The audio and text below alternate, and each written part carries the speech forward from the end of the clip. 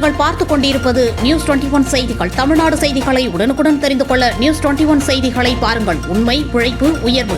நாமக்கல் மாவட்டம் ராசிபுரம் அடுத்துள்ள நாமகிரிப்பேட்டை ஒன்றியம் வெள்ளக்கல்பட்டி அம்பேத்கர் காலனியில் மனித உரிமை தினத்தை முன்னிட்டு ஆதிசங்கர் சமூக நல அறக்கட்டளையின் சார்பாக தமிழ்நாடு மக்கள் உரிமை மீட்பு மையம் மூலம் அப்பகுதிகளில் வசிக்கும் 100 மகளிர்களுக்கு ஒரு சேலை, 3 கிலோ அரிசி மற்றும் ஒரு பெரிய பொங்கல் பாத்திரம் வழங்கப்பட்டது.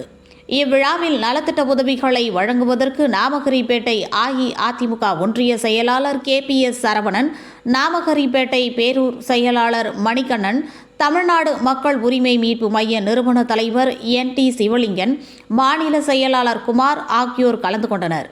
மேலும் நாமகிரிப்பேட்டை 15வது வார்டு மேற்கு தெருவில் 30 ஆண்டுகளாக வசித்து வரும் 7 ஏழை குடும்பங்களுக்கு ஆதிசங்கர் சமூக நல அறக்கட்டளையின் மூலமாக 3 ஆண்டுகளாக போராடி அவர்களுக்கு பட்டா வழங்கப்பட்டது.